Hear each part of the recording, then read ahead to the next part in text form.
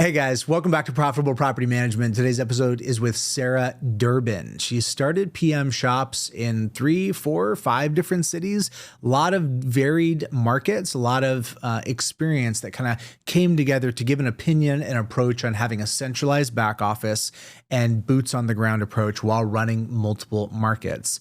It was an interesting episode, and we were able to go deep on her approach of what she feels like operationally is the secret sauce for running a well-oiled machine. I think you're going to like it. Check it out.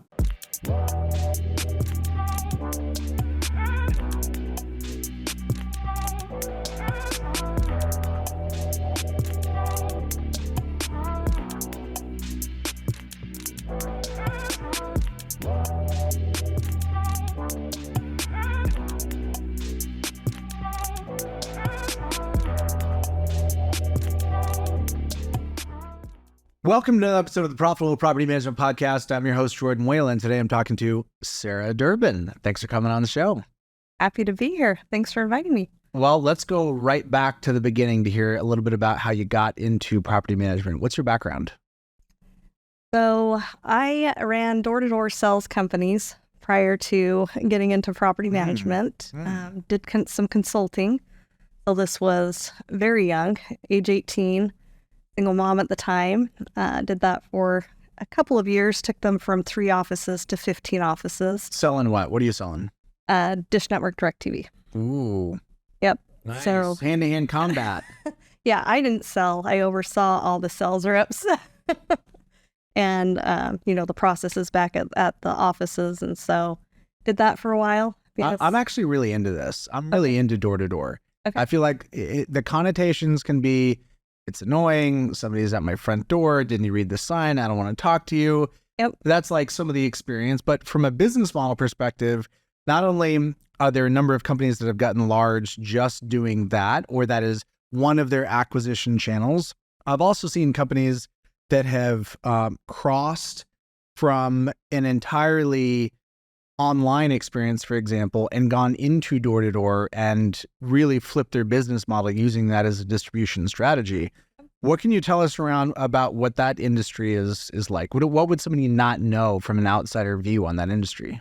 Well, we're hiring kids that are comfortable knocking doors, and they're going out for the summer typically, and given certain areas, and going out and knocking those doors, talking to people, signing people up, and then it's like, hey, your neighbor Jill, you signed up with the services, and so then they're majorly hitting around that property to get, more installations. A little beachhead. Yeah. Sally bought, you should too. Yep. Got it. Okay, so then a kid that there's got to be a crazy high washout rate amongst the employees. I mean, it's not an employee, it's not a W-2. Yeah, so it's college kids fractional typically. labor. Yep. So, 2-3 summers most. I mean, if they were successful their first summer, which some of them made some decent money. Yeah. 60, 150 for the summer. That took them through the rest of, college, or they'd come back, the next year until they were ready to go on to their career. What do these kids go on to go do? Number of things. I feel like that disposition, though. I feel like the disposition of being willing. In sales because yeah, just the willingness to go knock on somebody's door and have a conversation, right? I concur. And a certain. It's on a step up, and you think about like the gradient of like working in a clerk at a store versus having a paper route versus doing door-to-door sales. There's definitely something about it that requires some chutzpah, some grit. A very specific skill set. One of my daughters started doing cookie sales door-to-door recently, and It's been awesome. It was a summer thing. I think it'll ramp down during the school year, but I felt like we got in before some of those impulses and noise in the back of the brain of like, you shouldn't be doing this, you should be nervous, people don't want you here. That hasn't kicked in yet. So we're just in the, hi, I'm so-and-so, would you like a cookie kind of phase? And I'm milking it. And she's, yeah. I mean, there's obviously quite a bit of subsidy going on there in terms of making the cookies and walking to the houses, but it's a good little push into entrepreneurship. So my 14-year-old car detailing. Oh, great. So he made his own business cards. Nice. He's also one not afraid to door-to-door, snowplow your driveway, but he created a detail whole business and probably walked around and 200 cards passing out and is just launching his own detailing business. So that's been kind of fun too. It's really empowering when people just get that mindset of like, I can make money on my own without permission and just make something up. And all of a sudden people are handing me money. Yep. And he really likes shoes. And Mom's not going to buy them all. Oh, perfect. Well, Air Jordan collection. Yes. It's not coming out of the parent subsidy at my house either. Yep. Okay. So how long was your career doing that at that company? It was about 22. So single mom at the time, really burnt out. I was traveling to all the different locations. And so decided to move back home, which was a little town called Vernal, Utah. Never heard of it.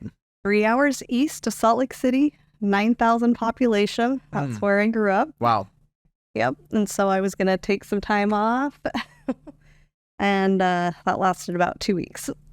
Like, how clean can I get my house while my kid's at school? Sure. So started consulting in a real estate office, revamping that brokerage, and saw the property management opportunity.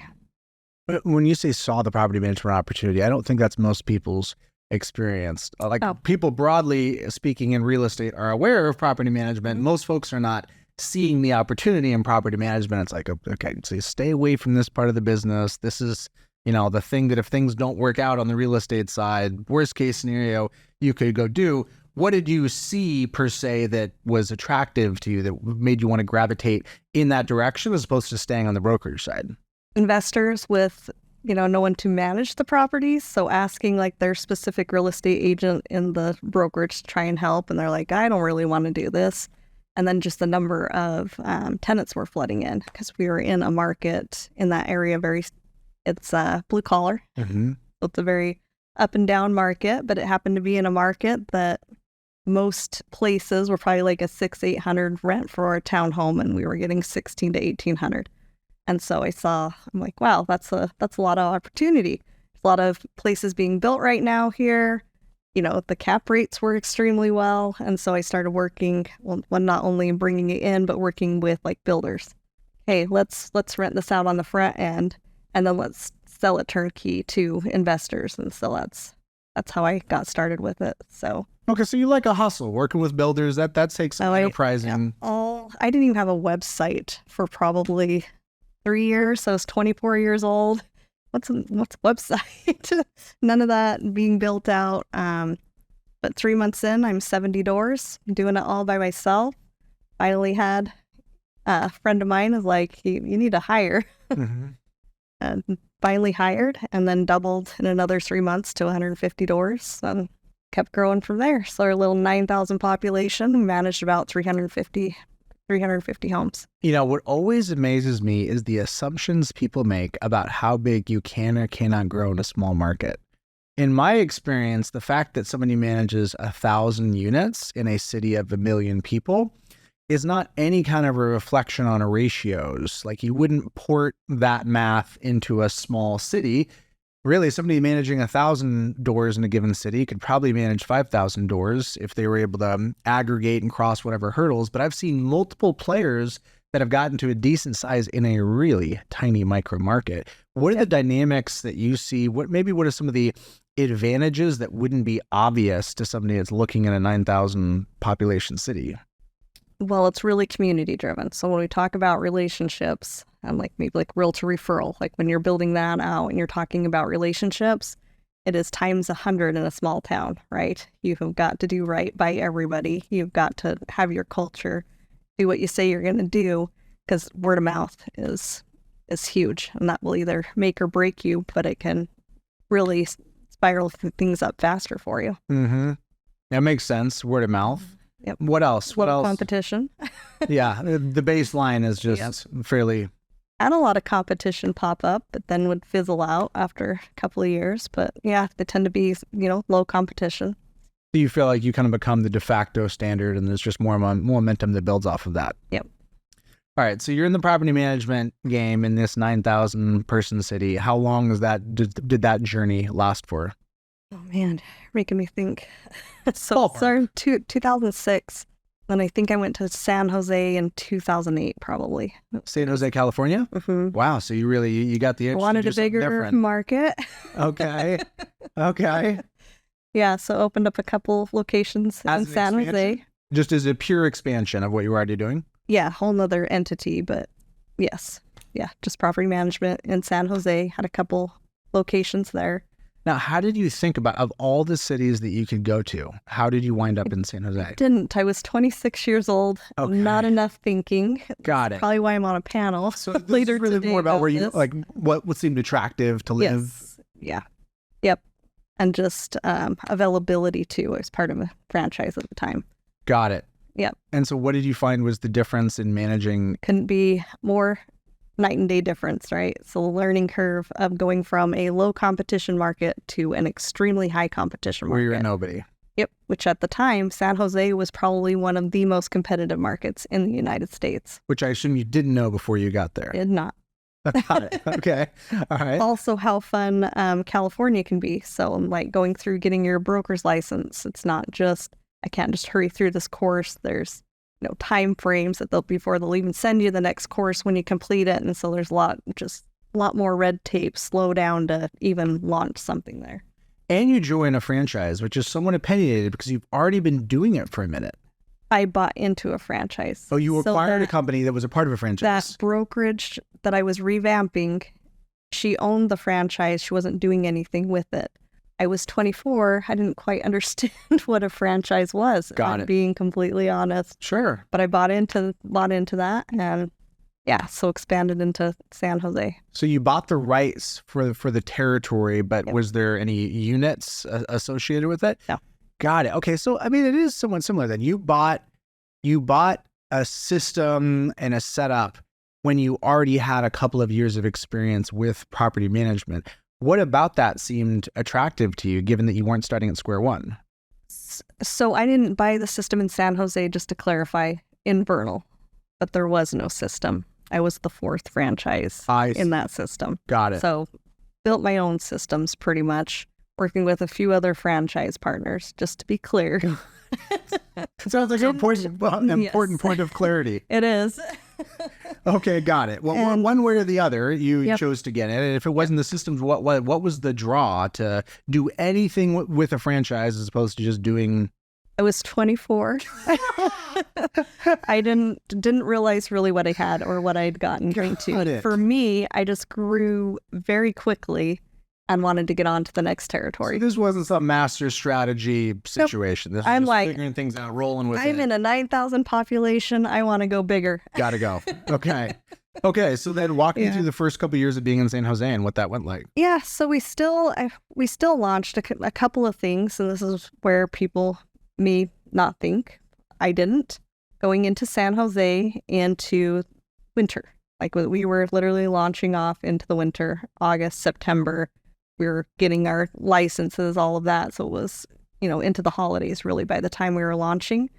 Where that little town I came from doesn't slow down in the winter. People are in their U-Hauls with snow all around, and they're still moving and things are still happening. San Jose, no. Nope. They're in their winter coats and it's 70 and I'm in my flip-flops. Like, what's the deal here?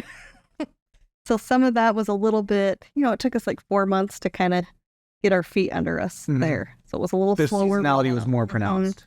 Yep, a little slower rollout. Just demographics there, just getting, name recognition into the area.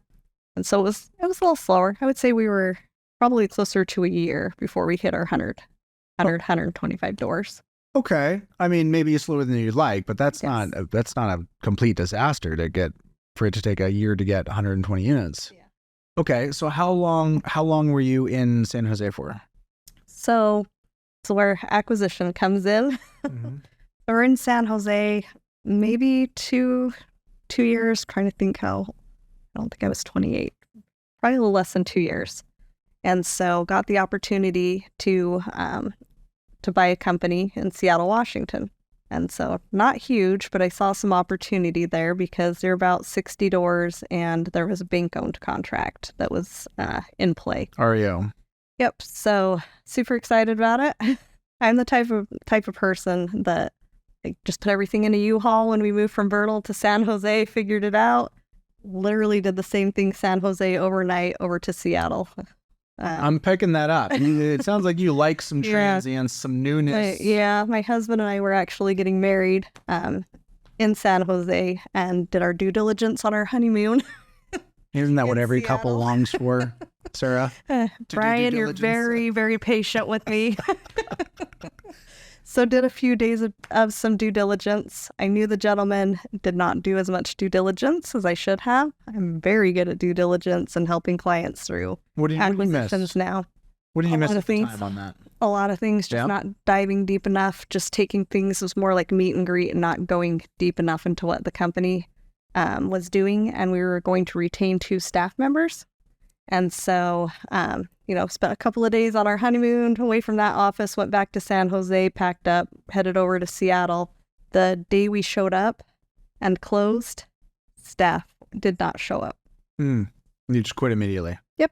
They knew the writing on the wall. There was so much on fire. And so that was a couple fun months of getting that all under control. When you say that your due diligence process and perspective has changed and matured, what does it look like now? If you were approaching that same scenario over again, what's kind of your process to due diligence? 60 doors is still probably, it's not going to be as deep as if you're evaluating 600. 600. But I'm gonna take a little closer look. Like, what do the work orders look like? What has been their turnaround time on that? Do they have a bunch of outstanding work orders? I'm going to interview the staff as much as I can. I'm just going to look for some of these red flags that would cause an issue. I'm going to dive into their trust account. Any diagnostic issues? I find that that's one of the areas that is in our industry has a big problem. Trust accounts. There can be a lot of skeletons in the closet. Yep. And so just going through that, I'm going to take a much deeper look at the client base. Like how long have these clients been in there? Did they bring a bunch on just recently? Is there a certain number of, a client that owns a huge portion of the portfolio? Is that a risk, to purchase this? And so just diving into some of those details. You mentioned work orders. That one's interesting to me. Is that simply getting at it just being a proxy for overall service quality? It tends to be. Yep. If they don't have their work orders in a good shape and responding to those, and you've got a bunch that are outstanding, you've got really unhappy people, and unhappy, that turns over to clients unhappy too. Tenant moves out and your work orders are already a mess and you're not getting this type of stuff done on a quickly basis, then that's affecting everything in the portfolio. Now, what's fixable and what's not? Typically, buyers are looking for a deal that has some hair on it, a situation where they know I can come in here and I'm adding $100 in RPU over 12 months, etc. So what's the 80-20 on what kind of dysfunctions are attractive to you and which are repellent?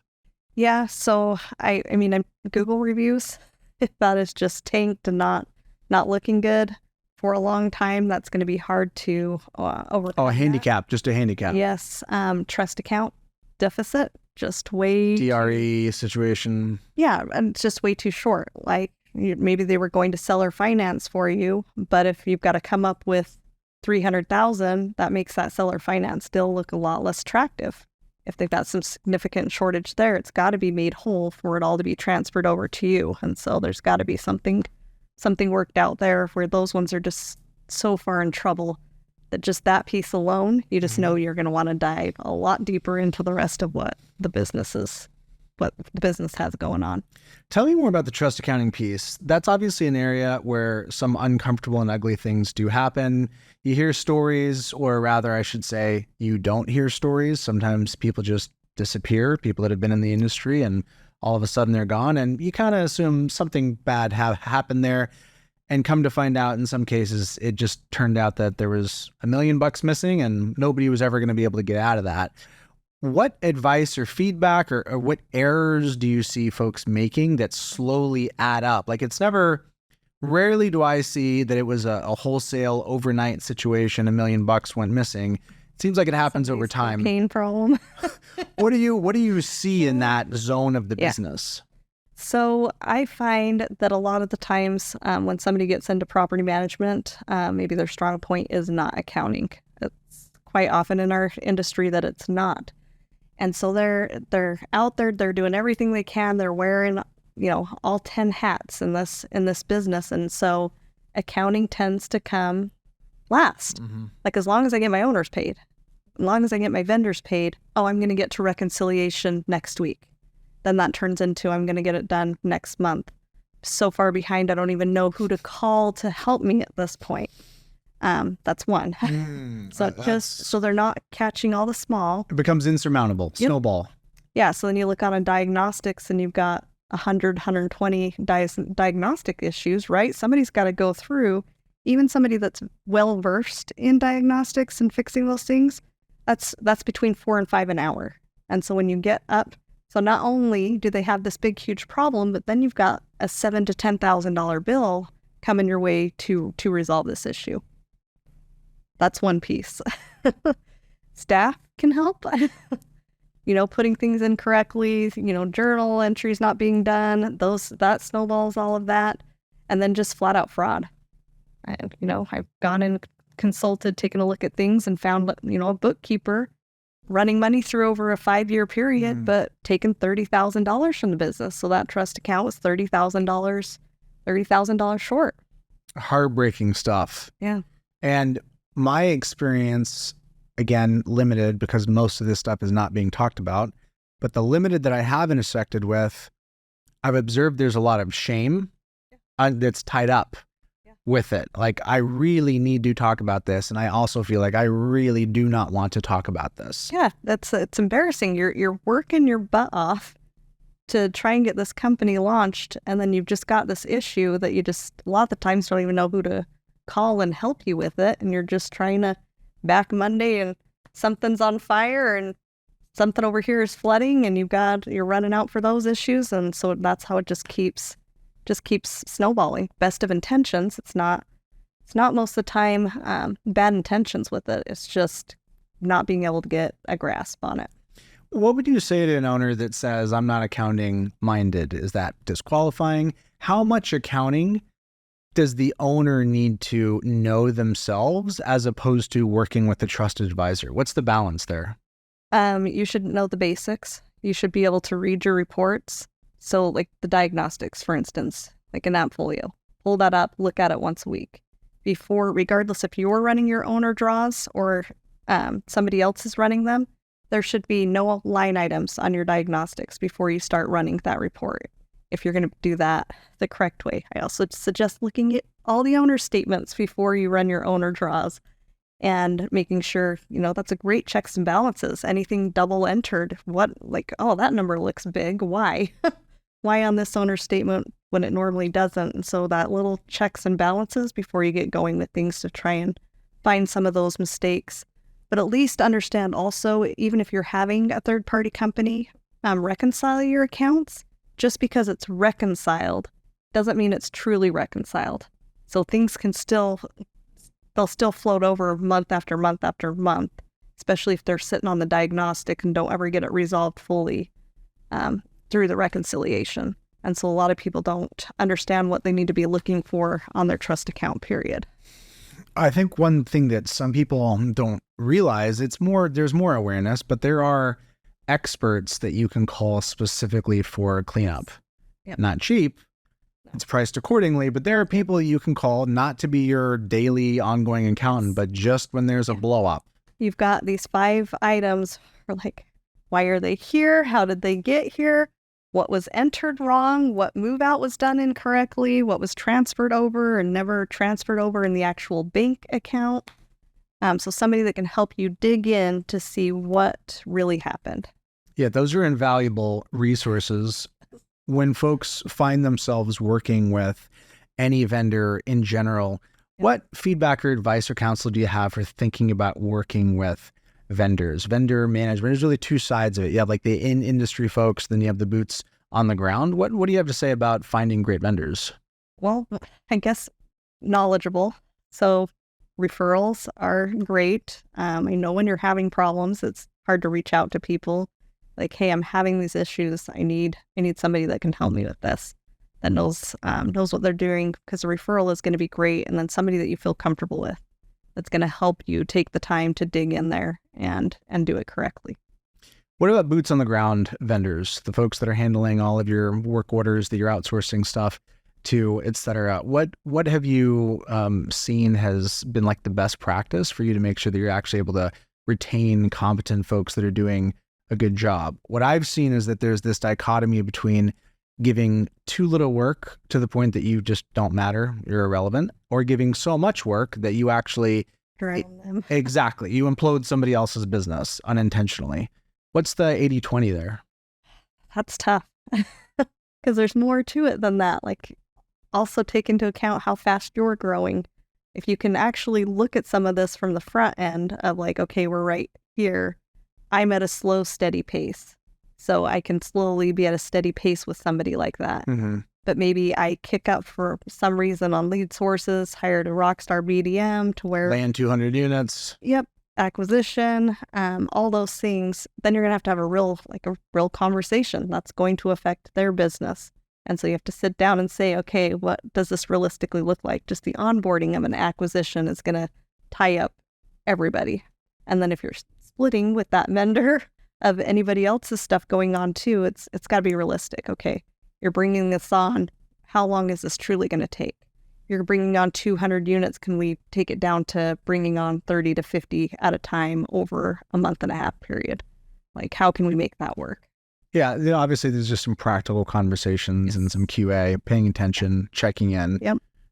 Even, larger investors that are looking for a property management company, they're going to respect you so much more if you sit down and have that conversation. Here's what this realistically looks like onboarding of our timetable to do this versus just give us them all right now, and then we're all stumbling around. Communication's getting dropped, balls getting dropped all over the place, and so just being upfront, they're going to respect that a lot more. So we paused on your journey at the point of Seattle. Okay. How long are you in the Seattle market for? How does that go? Well, I kept all the offices as I was going along. Yep. So we're 3. Before I moved on to the next one. We were in Seattle for probably a year, and then I got a call for my daughter. We were adopting, and so we got picked, and we'd always kept a house in Utah because adoption laws there. So we immediately moved that weekend, within 2 days, back to our Utah house, kept Seattle. She was born 2 months early, so spent a little time there, 4 to 6 months, and then went from Utah to our next location, Greenville, South Carolina. You got another call again? Somebody called you and said, how did you wind up in Greenville? We researched, liked how that market looked. So this was the first thoughtful decision. Yes, thoughtful, very thoughtful. So my husband, he's now a senior software engineer, but he worked in the business with me. And after about the second location and hiring third-party vendors, we started doing all of our SEO, all of our pay-per-click, all of our marketing in-house. And so taking a deep dive on, was this a low, medium, high competition market? What's the traffic on the top 5 keywords? All of that taking into account before making the move to South Carolina. All right. So you're in 4 markets by now. Surely at this point, you're having the conversation around back office centralization versus doing everything on the ground, departmental versus portfolio. That actually happened after the first office. Got it. Okay. So what did you learn, and what opinions do you hold about that paradigm in general? So there's boots on the ground activities, and everything else can be centralized. Where was your back office housed? So it was actually in Utah. Got it. A little teeny town. Okay. It was easy for us to hire. And before remote team members were really a thing, we were utilizing remote team members and some of these other third-party companies as far as like data entry. So did that also influence how you thought about getting into new markets, given that there was less infrastructure to drop in? Yes. Yeah. And we moved to start all of our offices. And so personally grew, besides one acquisition, personally grew them to about between 70 and 100 units. And then we would staff before we'd think about doing anything else. Staff and grow and then move on to the next. But accounting, maintenance, a lot of the customer service, all of that was centralized. So you did this research. It's a more thoughtful decision. Did Greenville end up did you find that it was as good as you were hoping it was? Yep. I'm actually taking a look at going back at the moment. Okay, well, let's wrap up on the initial journey in Greenville. How long are you in that market for? So we were in that market for about 3, almost 4 years. So some different things were going on for us there. We'd started an Amazon business, so we were starting to diversify, selling other people's products, doing really well at it. I'd actually taken a trip to China to the Canton Fair, looking at private labeling, all of that kind of stuff out of Greenville. So we were taking a look at that along with, everything that we had going on. And then we just had a family catastrophe. We lost our 17-year-old son in 2017. And so that caused us to pivot and shift, sell our businesses. All of them? All of our businesses, and take some time off. Makes sense. Yeah. Some things around that I don't think a lot of businesses prepare for, of just life circumstances that can be thrown at you. Having it lined out in your will.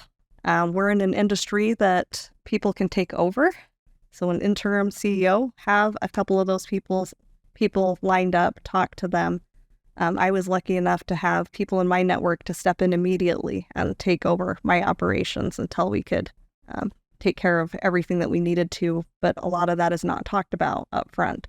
If you're the one running the business and your spouse is maybe at home and not involved in the business, and something happens to you, what is going to happen to your business? Do you have somebody that can come in and buy the whole thing out, or somebody that can step in to run the business for a certain number of days until emotions are calmed down and decisions can be made around that business? So would you characterize this as a distressed sale? How much time did you have prior to actually being able to exit the positions? Yeah, a couple of them we had sold off right before because we were getting ready to jump into private labeling product. So there was already some transition happening. There was some transition. Definitely distressed, if I could go back. From my standpoint, I wanted our clients to be taken care of, and that was my biggest thing, to where we pretty much walked away. Like, you're going to take care of the clients. Okay, we don't need a whole lot from this. All right, so you exit the positions in all these companies. What year is this? 2017. 2017, and you're done, you're out, you have this cataclysmic life event. That's a lot going on. It's unusual for any entrepreneur to have a moment where there's nothing going on. People talk about acquisitions, it's exciting, but it's not the norm to sell a business, to be in between, to have nothing going on, and this is compounding for everything else going in your life. To be honest with you, that sounds like an invitation to a pretty heavy moment, like existential crisis is what I think of. I assume will happen at some point in the future if I was to sell. It seems like in many ways that's actually kind of the default for entrepreneurs who have this like compulsive thing in their brain that is both greatness and also can be their downfall, and to have no outlet for it. Mm-hmm. Can you tell me a little bit about what that period was like? That, honestly, it was not probably the norm of what other people would go through. I mean, losing a child, I just couldn't function for 2 years. My husband became a software engineer at that point, kept his mind very busy with that. Mind you, we still have 2 other children. Mm-hmm. Knew I could not stay in Greenville, which was where we were at. We decided if we're going to live anywhere, we've always wanted to live by the ocean. Went to Florida. That turned into a disaster. Really? Yeah, a whole lot of other reasons. Just obviously our emotions were just not making great decisions because everything was coming from an emotional, it's raw, high emotional standpoint. And so one of my very best friends was like, "Come move to Reno, Nevada. Come be by us. We can, start whatever you want to start or not. Take time off, but be by somebody that can, help out." And so moved to Reno, Nevada. Ended up having a conversation with a gentleman that wanted me to launch a commercial real estate brokerage. And so then I kind of stepped back into the game, working for him for a year, launching his commercial real estate brokerage. Really liked that. Did that for about 1.5 years. And then my husband's father started to have some health issues. And so that's what ultimately took us back to Utah, where I never thought we'd live again, but we're back there, enjoying it. my youngest brother wanted to start a property management company back where I originally started, Vernal, Utah, and so begged us to come out there, helped him launch that right as COVID hit. And so got him all launched.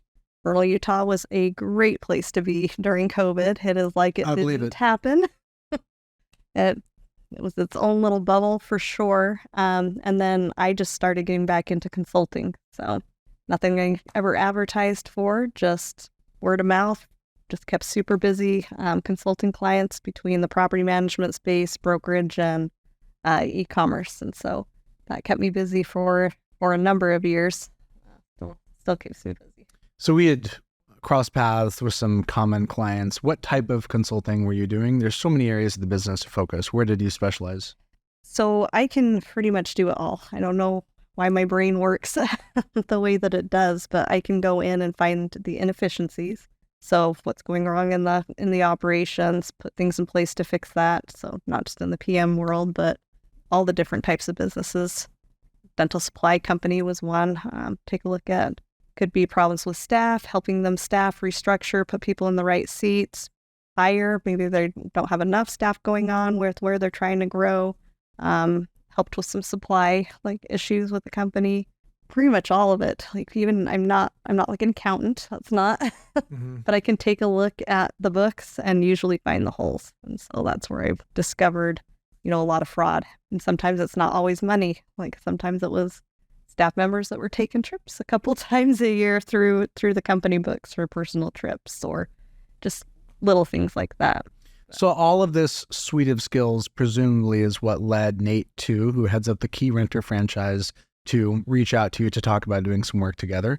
Tell me about your role and the capacity that you're working in there now. Yeah, so it was Matt Zalk.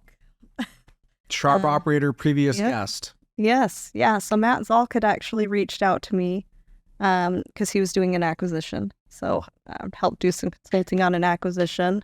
And then he introduced me to Nate. And so we just talked about, some of the needs of their company and with their franchise partners. And so I started doing a lot of consulting business coaching for them. So I've ran in the past for other groups of group coaching. And so we brought a lot of that in just to help elevate those businesses, and then one-on-ones with those franchise partners as needed. So whether that's growth, adding doors, figuring out things that way, staffing, trying to decide the next move, can get to 50 doors, 100 doors, 150. What does that look like? What a franchise partner wanting to have a maintenance division and taking a look, is that really the right move right now? And digging in deep in all those kind of areas. What do you have to say about the challenges of being a franchisor? My observation is people are coming in the door, high expectations, they're new, don't know much about it. That's why they chose a franchisor. Yep.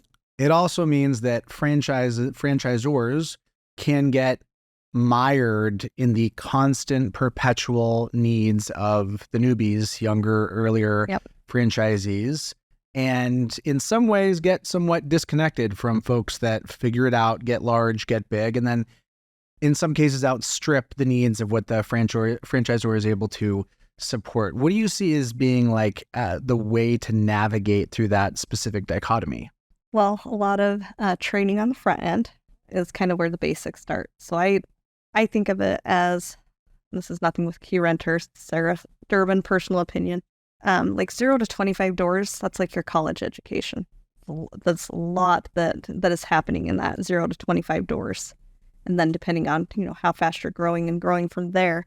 But your 100 doors, your 200 doors, your 300 doors, 1,000 too, that all along those journeys, there's problems that arise.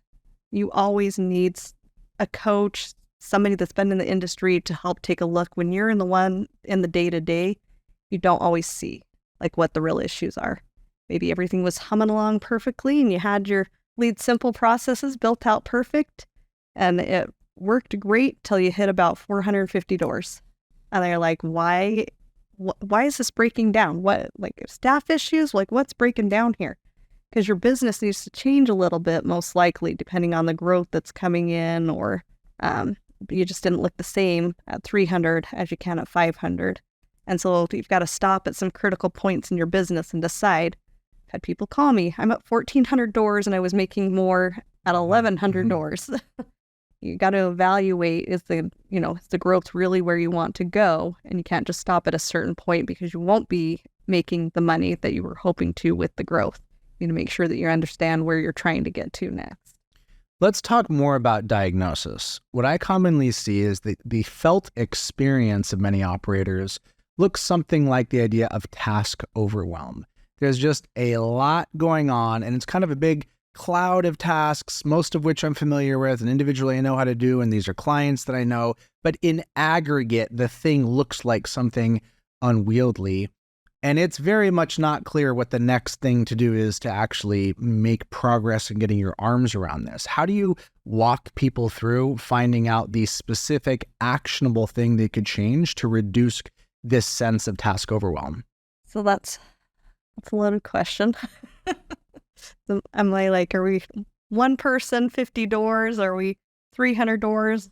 There's different. I think here's what's great about not specifying that. Okay. I think that at the highest level, if we abstract out the specific circumstances of this market, this many doors, this asset class, we can talk about it generally. I think that's what I'm getting at, okay. Like in the meta kind of general sense. So here's the general sense: reactive versus proactive. And that tends to pile up everything. When you are being reactive versus proactive, that's making your phone calls double, triple, and all those little things like that. And then I tend to find like people don't know which hat they're wearing. Like maybe you hired somebody and you haven't quite given all of the duties over to them. There's not clear expectations. People don't time block. If you get 10 work orders, let's just say, in a day, you could choose 2 times to send those out. 10 o'clock. So everything coming in the morning, you can dispatch 5-6 work orders. Takes you about the same amount of time as that one work order. Then hold everything else that's coming in till the end of the day to redispatch that at 3 o'clock, so that you're not just interrupting your entire day to stop every selectively ignore until the right time. Yes, because it's not likely your vendor, if it's a normal maintenance work order, it's not likely the vendor is going to go out that same day. It's going to be the next day or the day after that, depending on what the work order is. And then also preparing. So that part of that proactive. At the end of the day, before you go home, no matter how long the day has been, you should sit down and you should know exactly what tomorrow looks like. In our industry, stuff is always going to pop up. I'm not saying that's not going to happen. There should be chunks of your day to deal with emergencies. But when you sit down at your desk, or any staff member sits down at their desk, I know what I need to hit the ground running doing. I'm not taking a half an hour trying to take a look at everything. I know what I need to do for the day. Pick it up, get it done. And eat the frog first. Deal with the thing that's causing you the most stress and heartache, so that you can move on a little more relaxed in the day too, and not have so much high stress. Any other examples that come to mind that would illustrate this paradigm of reactive versus proactive? Yeah, certain staff members doing it all and not delegating. So thinking, not just staff members, the owner of the company, like, I can do it better. It's going to take me more time to give it to this person or train this person. And so they keep holding on to stuff longer than they should. And they're not getting to it all. So it's just snowballing. Which is interesting. If you think about that idea, I can do it faster on a short enough time horizon, it's true. Like in the next 24 hours, you're right. You can do it faster. If we expand the time horizon to a year, no, training them would be way faster. In my way of thinking, that is the quintessential example of short-term thinking, that thought where, yes, you're right, but it's entirely about the timeline at which you're looking at. Yeah, or you're at 100 doors and you get to 150, 200, it's just going to keep crumbling more and more and more because of that short-term. Talk to me about training and recruiting. At times, I hear some fatalism from folks when they're talking about staff, who they can bring, the quality of the people, something like, well, it's just property management, we're not going to be recruiting these brilliant all-stars, et cetera. And that strikes me as a very self-fulfilling type prophecy when it comes to setting expectations for what you should expect from your staff. What's the advice or the encouragement that you give people? And as far as recruiting, hiring, bringing people on? As far as how much you can reasonably expect from your staff in terms of how autonomous that, do I have to stay here hand-holding, or is it reasonable for me to expect that I could get to the point where I have a fair bit of time freedom? I mean, higher level, you own the company. Your staff are never going to work as hard as you do. Never going to care quite as much. Yes. You're going to bring on some very caring people, but expectation-wise there. Another expectation when empowering your people.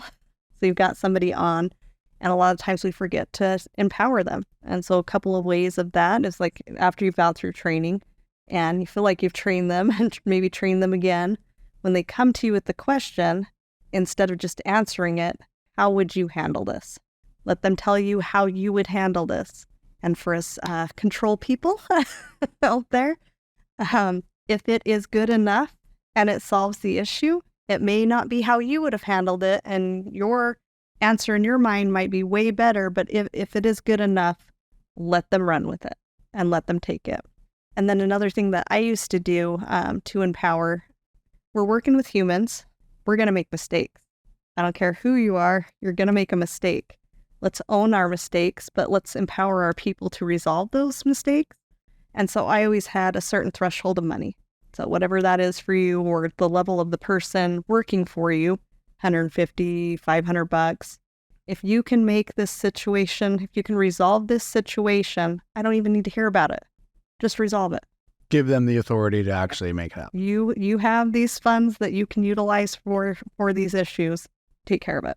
Sarah, if there's one thing you could change in the industry, what would it be? More education that we as property managers exist to the do-it-yourself landlords. More professionals, and putting us up on more of a professional platform. Okay, so that's interesting, because that's like an end state. That's an outcome that is downstream of what? What comes to mind for me is a stronger belief and signal to the DIY person that they could that this would actually be a profitable endeavor. That the make the headache go away thing, people get that. It's implicit in the promise of outsourcing. But the idea that the property could actually perform better with a property manager in the picture, that's not a pervasive thought. In general, people aren't having that thought, and you see that with what's driving the choices that are being made. What's the best case that somebody running a great shop could make about the upside of working with a professional property manager on a dollars and cents basis? The do-it-yourself landlord, they tend to not raise rent. They don't renew their leases. They don't screen their tenants because they go off of emotional decisions that cause them problems later. They don't go through their properties. They'll let it go years and have no idea condition of the inside of their home. They're not doing proactive maintenance. Some of them aren't even signing leases. And frankly, they don't stay up on landlord-tenant law and know the obligations that they have in owning that rental property and renting it. And that's just a few things. So there's accruing an invisible debt, a debt of a risk, liability, and the risk management piece really is essential. An aspect of what the PM does. The PM has the ability to see and surface risk that is invisible to non-professional operators. I think that's what I hear you saying. Yeah. That makes a ton of sense. And I appreciate you coming on. I'm glad to get to hear a little bit about your story and your background. I'm excited to keep up with your journey in the industry. Thank you for having me. We'll leave it there. All right. Peace. That's it for this episode. Hope you enjoyed it. You can check out other episodes along the way. If you're watching this on YouTube, appreciate a subscribe. Any comments, I'm always here to engage. If you're listening on an audio platform, would really appreciate a review. It's a great way to help other people find out about the show.